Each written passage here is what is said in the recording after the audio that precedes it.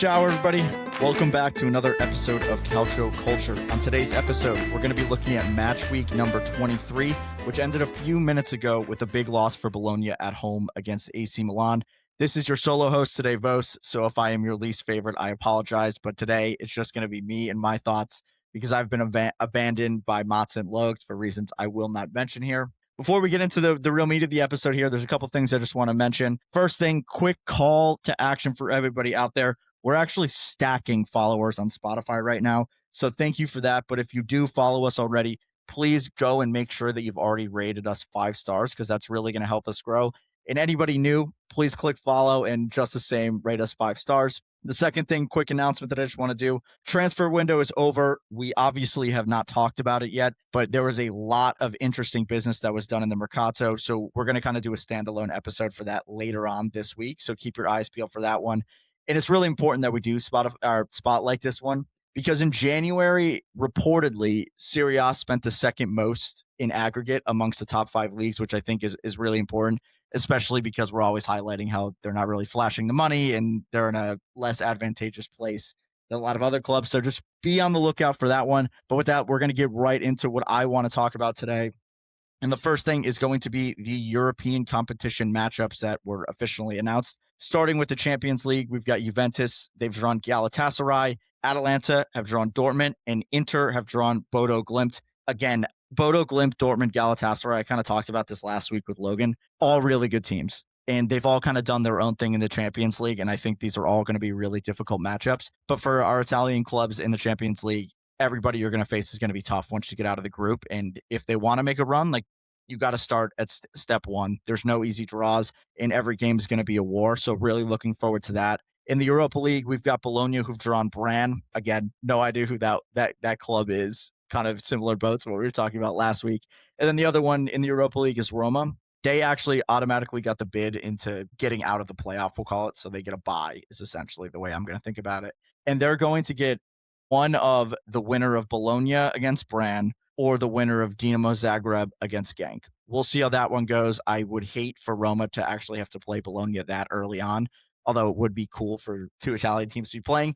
It'd be bad for our UEFA coefficient. You basically want the most Italian teams going as far as they can in each one of these leagues to help with the coefficient. So, I mean, we'll keep you posted there and see what happens. And then the Conference League, we've got Fiorentina against Jagiellonian. I know we tried to get that one right last week. Definitely got it wrong again. On all these guys, we'll keep you posted. And we're probably going to do kind of a preview or a debrief of these games as they happen. But really nothing else to mention. We got a few weeks until these games actually are played. So we'll keep you posted on there and be on the lookout for a preview or a debrief of that one once we get there. But on that, let's get right back into Serie A. It's been a while since we actually talked Serie A. We had a week off and then we did Champions League last week.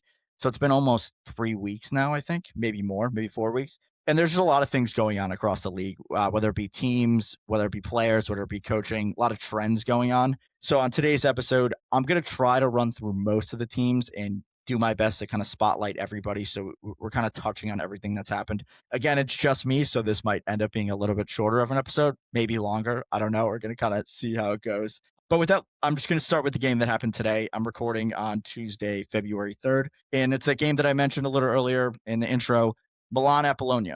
Really didn't go well for Bologna in this game. 3-0 win for Milan.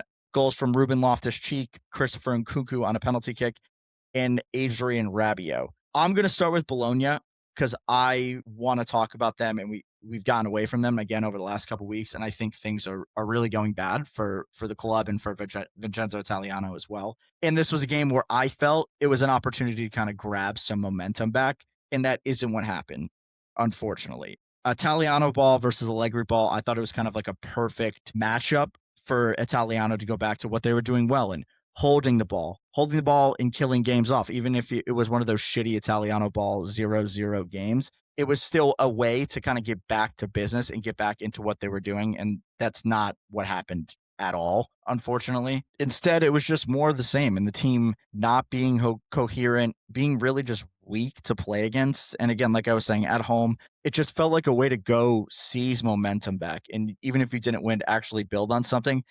Because now, going back to November, they've had 2 wins in the league since November 22nd. And when you look at what this team is building to be, winning the Coppa Italia last year, some of the players they've sold, yes, it's been rough, but this isn't what this club should be at in this moment. And I'm getting really worried for them. And there's some questions that are going to have to be thrown around. And internally, I would assume the club is already discussing, or if they haven't already discussed, the way that I would be looking at this is this Italiano's fault, or is this a player personnel issue? I'm really torn on which way that goes, but somebody has to be to blame at this point. I mean, this is just unacceptable for this club in terms of where they were at the end of last year, at the beginning of this season.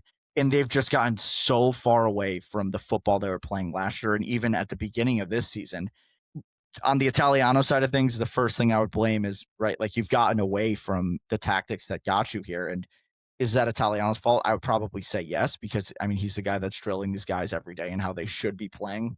And that has just been non-existent, I would say, even, which is insane to think for the last 2 months. On the player side of things, I think when we go through the lines, we're kind of seeing the loss of Indoy hurting, the loss of Calafiori, you go to Bukama last year, and so on and so forth. So maybe they haven't reinforced, and maybe we do kind of need to readdress the squad and the level that they're at. I think what's also really hurt them is Lewis Ferguson kind of really falling off a cliff over the last, I don't know, let's call it 18 months. Part of that may be due to injury and never really be able to get back up to speed on the back of that, but it's really hurt them. And then in the back line, I think there are questions. I mean, I had Luke Kumi in my mid-year team of the season, and ever since then, he's been terrible. And it's kind of questions, is Luke Kumi actually as good as we even think he is? Or was he just needing a partner that was like a Calafiori or like a Bukama that he no longer has? And the burden is entirely on him to lead that back line. And there's a lot more questions around this team than answers over the last 2 months, and I'm still looking for them. Do I think Italiano's job is in trouble just yet? I would say no, and I would hope no. I would like to see him finish out this entire season, and then in the summer, maybe there's a discussion internally amongst the club, because I think it is a legitimate discussion in determining whether or not Italiano can do more with better players. And it's always tough to start again. I mean, I don't know who you would bring in. I still believe in Italiano. I think everything we saw last year shows the caliber of manager he can be, especially with winning that Coppa Italia. So unfortunately for Bologna, it's looking like this year is going to be a step back rather than another step forward. And maybe they needed that as a club. Things were going so right, but we're going to continue to monitor that situation, and hopefully things change pretty soon here in Bologna. On the flip side of things, phenomenal win for Milan. Going to Bologna, which is a legitimate club, and not only pulling off one of those scary 1-0 wins, 3-0 win, I would say a largely dominant performance in a lot of ways. And I think even more so than that, rotating the squad, I think that's huge. In this game, we saw the back line be Pavlovic, Gabbia, De Winter, midfield three, Rabiot, Modric, Fofana, in the wingbacks, Bartasaghi and Atakame, and then up top, Nkuku and Loftus-Cheek. So you're beating one of your quote unquote harder matchups that you're gonna face this year without the likes of Leao, Pulisic, Salamakers, and I think that's really important.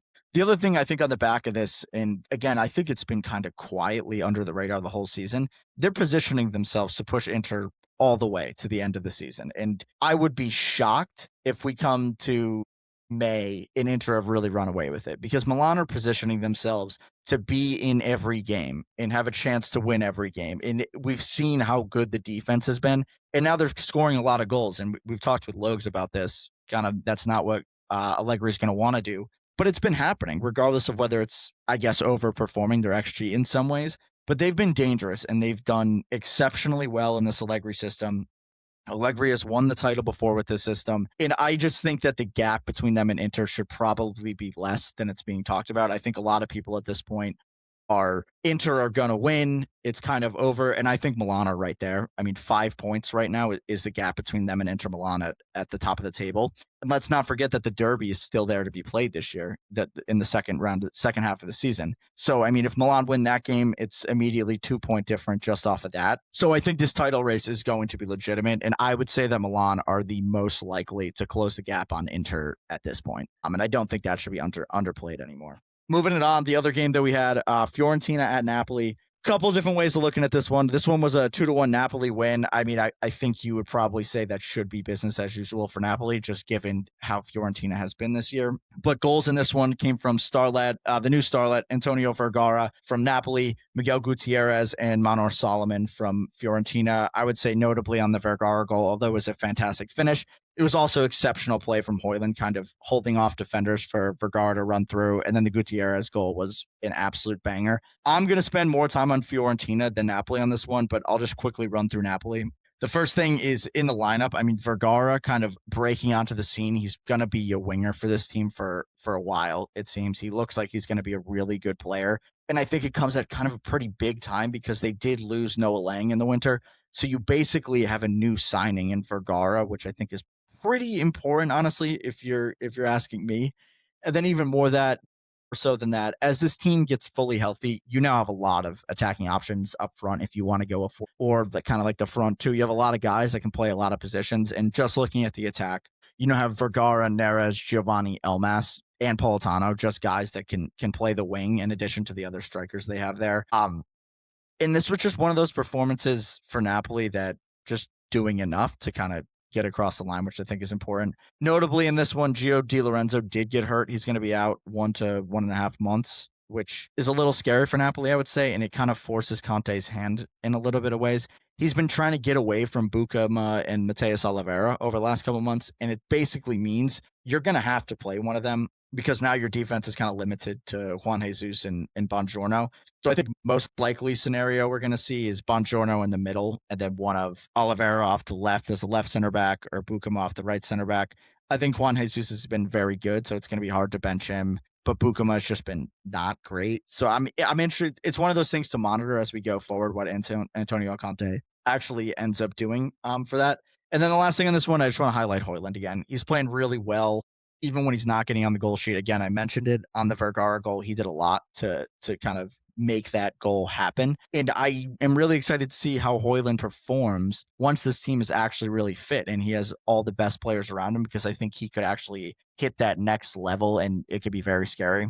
But that's it on Napoli for me on this one, guys. Again, this kind of felt like one of those performances last year where they were good, they weren't great, but like just did enough to get across the line. And that's ultimately what happened. Again, a 2-1 win for them. So you should be winning at home. You got the win at home. Wasn't the prettiest win, which we've seen from Antonio Conte's side time and time again, but you'll take it. On the Fiorentina side of things, I think I have a couple more comments than I would say than on the Napoli side of things. On this one, they're definitely going to be kicking themselves a little bit. They had some very good chances that they didn't score on. Notably, Roberto Piccoli had one. Robert Gudmundsson had another good one. And it's just kind of things aren't going well for Fiorentina at this point, which is really unfortunate. Even when they do things well, can't quite go their way. What I will say, though, this was a game of two halves for sure. I mean, when I watched the first half and at the end of the first half, I was really, really disappointed in this team. For me, they kind of came out as very passive, rolling over in a way, although they were like kind of structured, but they weren't really defending as a unit or attacking as a unit. It was just kind of, again, like I said, they were just out there passively. Like there wasn't really attempt to not lose the game or even win the game. And I almost just shut the game off at halftime because I was like, this is just going to be a bloodbath. Luckily, in the second half, they kind of got their shit together a little bit and changed it up. I do like that Vanoli's kind of rolling this new like 4-3-3 now. And when you look at their lineup, and I'll go through it here in just a second, this is why like this just doesn't make sense, because this team has so many really good players that belong in Serie A that they've had no business being down at the bottom. I mean, in the relegation zone, not even the bottom half of the table. And I think we're starting to see some guys to start play well. Again, in this game, they probably could have drawn. I don't think they could have won, but I mean, a month ago, we're not even saying that. But to go through the team here, in the back line, it was Gosens, Pongracic, Camuzzo, and Dodo, which, I mean, at this point is probably maybe their strongest back line. I'm not 100% sure on the center back pairing. In the midfield, we saw Nicola Fagioli, the new signing Fabian from Bologna, and Brescianini. Brescianini and Fabian, I think, are still getting there. I thought Fabian obviously did not have a good game and was yanked at halftime, I think deserved, but I do like the signing, and I think long-term that one's going to work. And then up front, on the front three, Gudmundsson, Piccoli, and Manor Solomon, who did have a goal in this one, I think kind of injected something into this team that I was surprised about. I didn't really like the signing when it happened, but I mean, he's I don't even know if it's the right way of saying it, but just trying harder than everybody else. He seems like he has like an instinct and a desire to elevate this team more so than a lot of the players that I've seen. So I like the direction that Vanoli's taking this in. There's still a lot to do, and I still don't necessarily know what they're playing for, but I am confidently saying things are getting better now, and Vanoli is going to still have to find his best lineup. I mean, Mandragora definitely belongs in that best lineup, and I think Vanoli does know that, and was just trying to give him a rest in this game. But we'll see how things progress. The other point I just want to highlight on Fiorentina is the up top situation. Roberto Piccoli or Moise Kean. I have clearly been a Piccoli fan going back to last season. I think everybody knows that, and I'm not trying to underestimate what Moise Kean is capable of doing. But I mean, and I'm interested in what Fiorentina fans think here. On Moise Kean, I just think he's so not a team player and is so sporadic in his scoring, and the type of goal that he expects himself to score is very low percentage. And I think we saw that when he came off the bench. He kind of, when he gets near the final third, it's just head down and basically shoot the ball as soon as you have any possible chance of shooting it. And I don't think that's what this team needs at this point. Last year under Palladino, they kind of played in a way that got Moise Kean 1v1 or 2v1 a lot. And they've gotten away from that. And now it's much more kind of team-based football. And I think Roberto Piccoli is actually setting himself up better than Kean would in this system. So I think Vanoli is comfortable rolling Piccoli at this point, who, I mean, regardless of the match ratings, I thought he played very well again. So I hope he keeps rolling him out there. For Moise Kean, it's going to be a little bit of a weird one. If he can't get back into the team, you're going to have to move on from a Fiorentina perspective. And at this point, you're kind of driving down his price. So we'll see what happens there. I think it's going to be interesting. But that's it on Fiorentina and Napoli. Other game I wanted to, or some other teams that we need to talk about. Atalanta went to Como. That was a 0-0 game. Really important 8th minute red card for Anas Ahanor. So I don't want to talk about this game too much because everything goes out the window there. But I mean, if you follow Serie A at all, the big headline in this game was Carnesecchi's performance. He had 9 saves, Como at 5.05 XG. So basically, Como being up for 82 minutes, definitely they should have won the game, and they're kind of unlucky not to. I think some notable misses in this one, a 98th minute penalty miss for Nico Paz, obviously. And then Duvikas had a really bad miss on a, I mean, I'll call it a cross, but it's more just like a pass with nobody around him and kind of just missed the ball.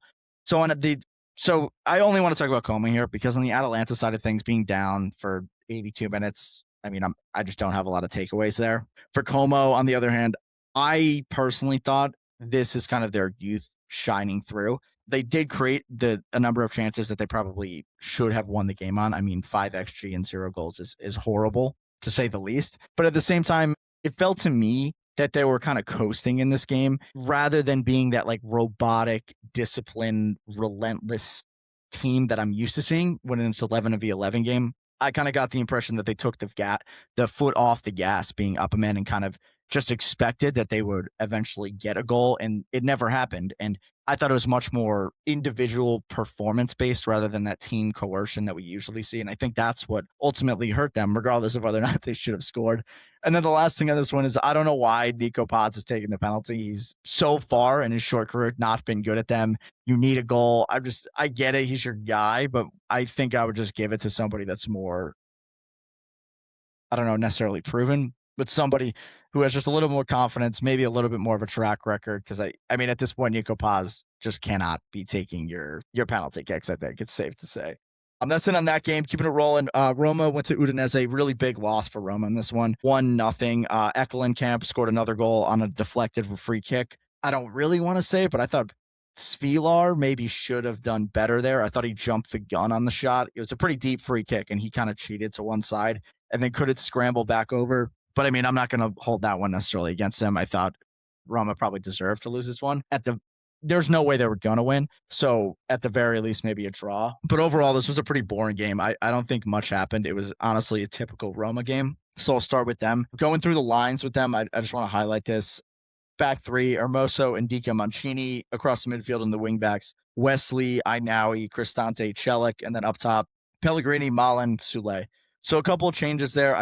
I still like that Gasperini is tinkering. I like Ainaui in there. Pellegrini, I mean, I like that he's changing, and I'm still not sure that's the guy. So I like that things are still moving. I'm not a fan of Hermoso still. That's never going to change, I don't think. I'm ready to change my mind, but he just hasn't showed enough for me. I thought it was another lackadaisical kind of performance from him. But coming out of this game for Roma, it's just more of the same, honestly. And the main thing in that being, I still don't know what their identity is. Teams that are they a counterattacking team? I'll probably say no. Are they a possession-based team? Maybe, yeah. I don't really know how they try to create. I don't necessarily know how they want to defend. Kind of looking at it, it's like a low-risk style of football where they want to play quick in possession, but don't really commit a lot of numbers forward. And I don't really understand what Gasperini is trying to achieve, basically.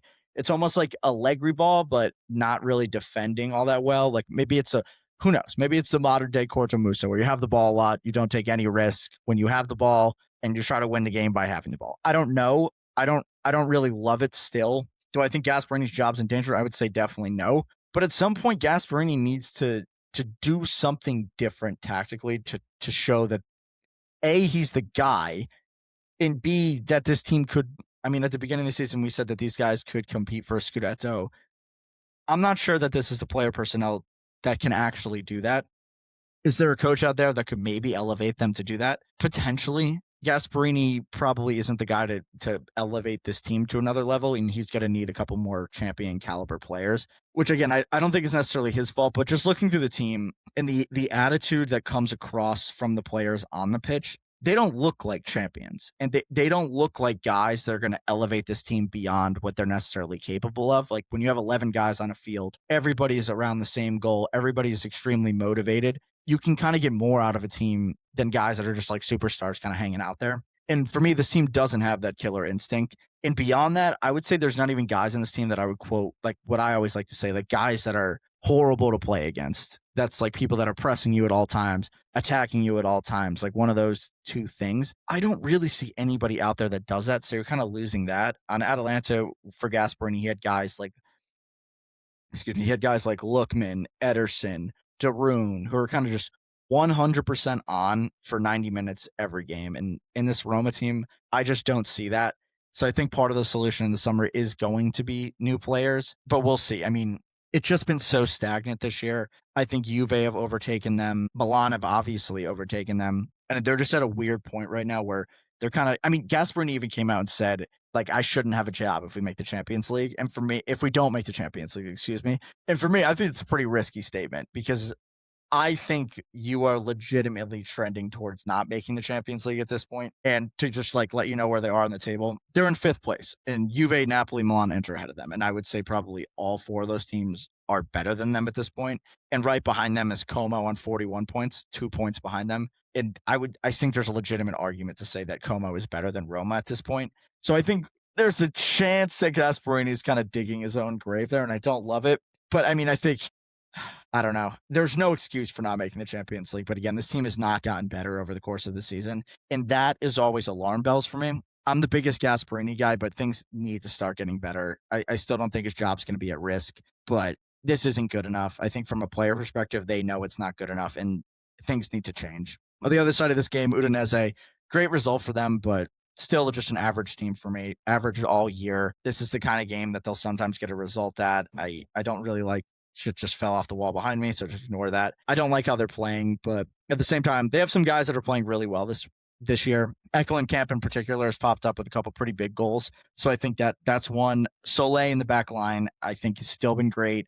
And then Arthur Ada, who's been kind of grabbing attention as kind of like a number 10, number 7 kind of tricky attacking player. So I think you're going to be positioned to have some big summer moves around these guys, but it's going to come back to how do they end up replacing them, which I think is going to be pretty interesting. But overall, I'm not really a big fan of Udinese this year, and this was just another one of those classic games. I mean, for them, Roma matchup with this boring Roma team is actually perfect because they can kind of just sit in a protective block and then use their good guys to try to go and steal a goal, and that's ultimately what happened on a set piece. Disappointing for Roma, but I can't really say all that surprising, honestly, and I would like that to change at some point because I love this Roma squad. I love Gasperini. I want to see things change. That's it for that game. Moving it on, Parma. Juve took a visit. They won 4-1. Goals from Weston McKennie, a brace from Bremer, and a goal from Jonathan David. Parma's goal did come off an own goal from Cambiasso. So, I mean, classic, no surprise there. I don't want to spend a ton of time on Juve because we kind of been talking about them quite a bit recently. but I would say this is an expected win. I like that they're putting up 4 goals. That's really good. And then the other thing is Jonathan David is really heating up, and we've been kind of screaming out for somebody to be that supporting staff. I mean, it can't just be Wes McKennie, who's the guy that's popping up. And if you get Jonathan David going, you have Yildiz and Jonathan David up there kind of banging in goals. That's going to be really big. The other thing, now might not be the time to talk about it, but I think we need to start at least servicing it, is a broader discussion about Weston McKennie. Everything that's come out says they're not going to re-sign this guy. I think that's kind of undeserved at this point, and I think they would actually be doing themselves a disservice by not keeping him. Spalletti has come out and talked about how much he loves McKennie. Can see him playing as a number 9. In this game, he's playing as a number 10. And he's just a guy that's, like, since he's been on Juventus, he's been so important, coming up with big goals, playing every position that's being asked. So as we get closer to the summer and maybe letting his contract expire, I believe it is, there's going to be a bigger discussion there. But for right now, I'm just flagging it because it's really important. And then on the Parma side of things, I still don't like Parma. They're 5 points clear of relegation right now, and I think the squad is good enough to have them above there. And I'm really surprised that we haven't seen any news on Carlos Cuesta, because I don't really like anything he's doing with this team. And I think that he kind of should be starting to catch some heat, because this team deserves to be in a better place than that. And I don't know what you point to that he's done to say, like, oh, he deserves to still be in this job, or he's elevating a bunch of players, because I don't think he is. So, I mean, that's just another one that I'm monitoring. Yeah, that's kind of all I got to say on Parma, unfortunately. Going to try to fly through the rest of the games here. Not a ton of Inter went to Cremonese. They won that one 2-0. Goals in that one from Lautaro Martinez and Peter Zielinski. I mean, Zielinski, arguably the best midfielder on Inter Milan right now, which is pretty insane. And Lautaro still top of the Capocannoniere race with 13 goals. Next closest is Duvicas on Como with 8. So he's starting to run away with it a little bit. On Inter, I mean, they're rolling. They're 5 points clear of Milan right now. Nothing new on them. Expect them to win this game. Maybe the goal margin could have been bigger, but they're pretty much just in control. And they're fully in control of their own destiny in first place. So we'll see how long this can last. Again, they have a really hard month coming up. I believe it's April. I forget which one it is. And that's going to be the do or die month for them. And I think if they do, Scudetto's in the bag for them. But they're in control of their own destiny. On the flip side of things, Cremonese has really kind of cooled off from their early season days. They're now tied with Parma on points, 5 points off of relegation. So things are starting to go the other way. Although I think they'll be fine, because I believe they're much better than some of the other teams down there. Moving on, we had Genoa go to Lazio. This game got a little bit insane. 3-2 win from Lazio. Goals from Pedro on a PK. New signing for Lazio, Ken Taylor. And Malinovsky on a PK. Tigna from Genoa. And then Cataldi with a 94th minute winner for Lazio on another PK. Pretty important things in this one. The Lazio supporters did not show up for this game, so the stadium was pretty much empty. Pretty bad look. Obviously, Sarri kind of said he felt bad for the supporters in a way. Again, this is just another one of those things. Lazio, things just aren't going well there, honestly. The other thing that happened in this one that I want to point out, the first PK that Lazio were given was a abysmal handball. I mean, it's just this handball thing's gotten out of control. If you haven't seen it, just go look it up quick. So I just want to pull that one out. I mean, if that PK doesn't happen, this is then a 2-2 game, and things look a lot differently. And I think what's important about that is Lazio's performance was really masked by this win. I didn't think they played well. I thought Genoa deserved a tie at the very least, maybe even a win. So Lazio's still spiraling for me. And on the other side of things for Genoa, I think DDR has his team playing very well. Excuse me. And I think they were very unlucky to get 0 points from this one. They were down 2-0 at one point, brought it back. And then again, 90 plus minutes, things just go the other way. I mean, it sucks for them, but I think DDR has a lot that he can stand on at this point. He's really elevated 2 players in particular that I have noted here, Vitinha and Colombo. And those are the 2 guys up top. We're kind of seeing a resurgent version of them. And Genoa kind of went from a punching bag to a team that can hurt you all of a sudden. And I give De Rossi full credit to that. They're now 6 points clear of relegation, 2 wins, 2 draws, and 1 loss in last 5. And I think for a team that's kind of competing where they are, that's pretty damn good, especially from where they have come from under Vieira to De Rossi. I really like it. Hopefully De Rossi can continue this form, continue to elevate a couple players, and they should be good, because it's going to be big for him and for the club as a whole, because I think there are some good players there, and if he can keep elevating them, it could be an interesting job for another couple of years before he maybe tries his luck again at a bigger level club. Moving on, we had Sassuolo go to Pisa. Sass won that one 3-1. Goals from Berardi, who came back after a long-term injury and is low-key having a 6 season. 5 goals, 3 assists on 13 matches, so that's pretty pretty damn good. There was an own goal that came off of a Berardi cross, so he unfortunately does not get the assist there. And then the last 2 goals for Pisa, it was Ibisher, and for SAS, it was Kone. The Ibisher goal was a banger.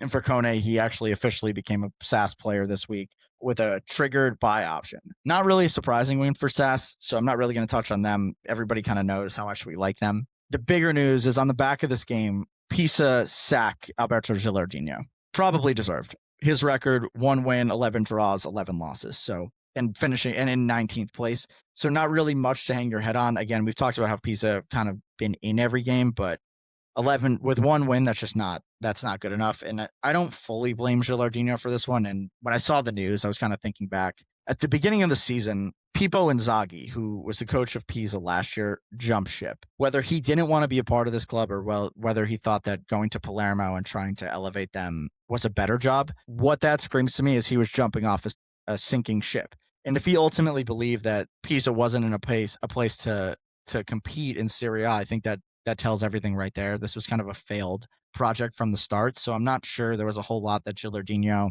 could have done differently to either elevate this team or even keep them in Serie A. Tough for him because, I mean, it's going to be tough coming back from this and getting another job given what happened last year in Serie A as well. So we'll keep monitoring Gilardino and what's next for him. But Pisa have kind of gone a different direction in his replacement. They've hired Swedish coach Oscar, I think it's Hjalmark. I'll keep you posted on actual pronunciation there. But he's coming from Swedish club Elfsborg. I don't know a ton about him. He did play in Serie A. So we'll see how things go for Pisa with this new appointment, and all the best to Gilardino, and hopefully he bounces back. Another game that cost the manager was Hellas Verona at Cagliari. Cagliari won this one 4-0. Pretty big win for them. Goals from Mazzatelli, Kilskoy, who had another great goal. New signing Solomana from Atalanta and Riyad Idrissi. Great performance for Cagliari. Again, this is a team that I've been gassing up all year. I feel good about them. These are the kind of wins that I actually would have expected from them from the beginning of the year. So love that. But again, bigger news here. Zanetti gets fired from Hellas Verona on the back of this. He finishes this season 2 wins, 8 draws, 13 losses, in 20th place, last in league. Very clearly needed to change. Going back to last season, I thought Zanetti did not do enough to deserve a second season. They went with him. They probably stuck with him longer than they even should have. But I mean, we've been highlighting on here how things haven't gotten better. There isn't really a plan, and I'm not surprised to have this happen. I always feel bad for managers that get sacked, and I don't wish ill will on Zanetti in any way. But they needed to change. Everybody's been disappointed in Hellas Verona all year. Obviously, the Giovanni performances were big, and they ultimately moved on from him. But he hasn't really elevated people in any real way, I don't think. And in game to game, I think game management is bad, and I think that goes back to him. His replacement is going to be the promoted Primavera boss, Paulo Sammarco, so we'll see how that goes. I do not know much about him, but really different direction from what Pisa are trying, and we'll see how it goes. I like keeping it in-house with half a season to go. I think it makes a lot of sense. So we'll see what happens there, but we'll keep you guys posted on that one. And then the last game that happened this weekend was Lecce at Torino. This was a 1-0 game. Solo goal from Shea Adams gets the win for Torino. And for Torino, this breaks a 4-game losing streak. I think that's really important. And kind of coming out the back of this in the Mercato, which we'll get into in another episode, they really shuffled the squad and brought in some guys that are probably going to be starting 11 players and let some guys go that were starting 11 players. So you have a win and then you incorporate these guys. That might be a catalyst for them to hit another kind of level that they haven't been at this year. So I'm excited to watch that in kind of the Torino project that I've been gassing up. And I think for Baroni, this is going to be very important because now you kind of have a new, fresh deck of guys to use. And if you still are not playing good football, not elevating people, you have nothing to turn to and deserve to be fired. And I've been saying that for a while. So I'm excited for this one. On the Lecce side of things, their last win in Serie A was December 12th against Pisa. They're 1 point clear of relegation. Not great. They're still not playing great football. So we'll see what happens with them.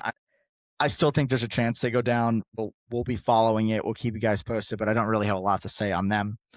But that's a wrap of Matchweek 23, kind of taking you through the games that we have this weekend, guys. We've got Pisa at Verona, Napoli at Genoa, at Fiorentina, Roma at Bologna, Conte at Lecce, Tourette SAS, Lazio at Juve, Cremonese at Atalanta, and Cagliari at Roma. Again, we'll be back later on this week, hopefully for that transfer market special, the Mercato fully wrapped. Ton of cool shit happened. I really want to talk about it. So at the very least, you might be getting a solo episode. But with that, guys, that's it for me. Do not be a gagoots, and Forza Calcio Culture.